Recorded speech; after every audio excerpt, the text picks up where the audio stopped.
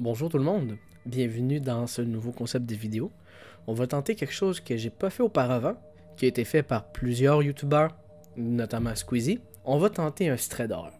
Les histoires là où les personnes te suivent, tu sais pas qu'est-ce qu'ils voulaient, il t'est rien arrivé, ou il t'est presque rien arrivé, que t'as vraiment pas envie de subir. Il va y en avoir deux qui vont être racontés, donc installez-vous confortablement. Prenez-vous une petite boisson, un petit breuvage. Par contre, faites gaffe, ça risque de vous donner quelques petits frissons. Ouh. En premier lieu, c'est l'histoire d'Emily. Il y a quelques années, Emily a décidé de déménager dans une vieille maison de la campagne. Ces vieilles maisons toutes délabrées, mais que d'un côté, on trouve quand même charmantes. La maison est pas belle, mais quand tu vas à l'intérieur, tu te dis ça serait tellement une bonne maison. Ben, c'est ce qui est arrivé à Emily. De plus, elle avait un beau petit prix abordable. Quoi de mieux? Au début, lors de son déménagement, tout allait bien. Emily commençait à s'y faire, à son nouvel horaire, son nouvel environnement, elle se plaisait bien. Elle vivait une vie paisible, la vie que tout le monde veut. Mais ça n'a pas duré très longtemps. Après quelques semaines, Emily entendait des portes se fermer, des portes grincher. Vous me direz, ok, c'est une vieille maison. Ça peut peut-être pardonner un petit peu la chose. Elle entendait aussi des bruits qui étaient bizarres, qui venaient de plusieurs endroits de la maison. Ok, la maison peut peut-être craquer, mais encore là. Il y a plusieurs objets qui disparaissaient mystérieusement que Emily n'a jamais retrouvés. Elle ne sait pas comment ils sont disparus. Mais bon, on passe par-dessus. Au début, elle a essayé de se convaincre que c'était juste une vieille maison, que des bruits étaient normaux, qu'elle s'imaginait que les objets avaient disparu. Ok, on passe par-dessus, mais plus que le temps avançait, pire que c'était. Les choses étaient tellement devenues plus redondantes qu'elle en était devenue mal à l'aise chez elle. Pour être mal à l'aise chez soi, là, il faut absolument que les choses n'aillent pas bien. Là. Pour que tu te sens pas confortable à ta maison, c'est censé être la place principale où tu te sens bien. Tout d'un coup, les nuits, elle commençait à faire des cauchemars, à avoir des sensations de présence étranges qui semblaient l'observer. Ok. Vous me direz, ouais, mais t'es terreur nocturne. Non. C'est pas ça. Un jour, pendant qu'Emily était en train de ranger le grenier, elle a trouvé un vieux journal qui avait appartenu à une ancienne propriétaire de la maison. En le lisant, elle a découvert que cette femme avait eu des expériences similaires à celles d'Emily, y compris des apparitions et des bruits étranges. Elle avait également noté que certains événements avaient commencé après l'achat d'un vieux miroir qui avait été laissé dans la maison par les anciens propriétaires. Après réflexion, Emily a tout de suite fait le lien que le miroir était encore dans la maison. Donc elle est venue à se demander si c'était pas le miroir qui était en cause. Donc, comme toute personne normale, elle l'a rangé dans le grenier. Moi, ça serait ciao! Dans la poubelle, t'aurais brûlé, j'aurais fait n'importe quoi. Ça aurait bye bye! Tu sors de la maison. Mais non, elle l'a rangé. Elle l'a retiré de sa chambre parce que le miroir, oui, était dans sa chambre et elle l'a déposé au grenier. Quelle erreur, Amy, quelle erreur. Pendant quelques jours, tout allait bien. Jusqu'à un soir. Emily était toute seule. Elle était assise dans son salon, en train d'écouter la télévision. Et tout à coup, on entend des pas dans le grenier. Elle entend des pas, elle se demande, mais je suis toute seule. Donc, comme toute personne normale, Emily décide d'appeler la police parce qu'elle s'est mise à paniquer. Donc, elle s'est dit, il y a quelqu'un, je vais appeler la police. Bien fait. La police arrive sur les lieux.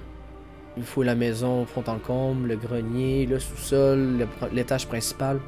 Ils n'ont rien trouvé. Donc, Emily rentre dans sa maison. Les polices retournent. Elle fait sa déposition, blablabla. Toute la paperasse. Plus tard dans cette nuit, Emily se préparait à aller se coucher. Mais quand elle fermait les yeux, elle a entendu une voix bizarre, le chuchotait, murmurer son nom. Donc, elle a ouvert les yeux, mais devant elle, au pied de son lit, il y avait quelqu'un qui se tenait debout devant elle. Elle a crié, elle a allumé la lumière, la silhouette avait disparu. Donc, c'était possiblement une imagination, mais c'est pas ça. Emily était terrifiée, mais elle a finalement décidé de vendre la maison et de déménager. Elle ne sait pas ce qui se passait vraiment dans cette maison, mais elle est convaincue que le miroir était à l'origine de tout. Depuis 7 ans, Emily a évité les vieilles maisons, les antiquités, et est convaincue que les objets peuvent parfois contenir des énergies inexplicables, négatives et effrayantes. C'était l'histoire d'Emily. J'espère que vous l'aurez aimé. Émilie, t'es pas la seule. Là. Moi, je crois à ça. Pour vous, croyez-vous au paranormal? Moi, personnellement, j'y crois. J'y crois, mais d'un côté, je suis quand même sceptique, mais j'ai une forte tendance à y croire. Et ça attire tellement ma curiosité. J'ai tellement envie qu'un jour, on puisse passer à une prochaine étape, comprendre que ça existe ou que ça n'existe pas, prouver quelque chose là-dedans. J'adore tellement le paranormal. C'est insane. Et l'histoire que là, ça pourrait arriver à n'importe qui. Peut-être que ça pourrait arriver à vous. Faites attention au vieux miroir dans votre grenier. C'est parti maintenant pour la deuxième histoire. Cette histoire, elle a moyen de vous faire flipper, pas rien qu'un peu, parce que ça peut arriver à tout le monde. C'est pas du paranormal. C'est vraiment... vous allez voir. Cette fois-ci, on a une personne dénommée Sarah. Sarah, comme toutes les histoires débutent, on déménage dans un nouvel appartement, dans un quartier animé de la ville cette fois-ci. C'est pas perdu, dans un quartier rural. Elle était très heureuse de vivre dans un endroit aussi pratique et animé. Mais bientôt, elle a commencé à remarquer des choses très étranges. Elle se sentait souvent observée, ou même suivie, encore pire dans ces moments-là. Elle a entendu aussi des bruits dans les murs, des bruits dans les plafonds, mais elle a supposé que c'était juste un bâtiment ancien, mal isolé, donc elle entendait les voisins. Ça peut être n'importe qui, mais c'est pas tout. Elle a également commencé à remarquer des objets déplacés, des choses qui semblaient disparaître ou se déplacer de manière inexplicable. Un jour, elle est arrivée, il y avait son vase sur son meuble d'entrée. Il était rendu dans la cuisine. Au fil du temps, les choses ont commencé à devenir pas mal plus inquiétantes.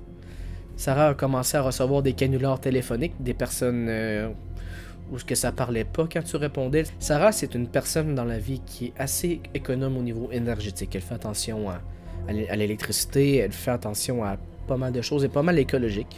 Mais ses factures d'électricité étaient beaucoup trop élevées pour la consommation qu'elle faisait.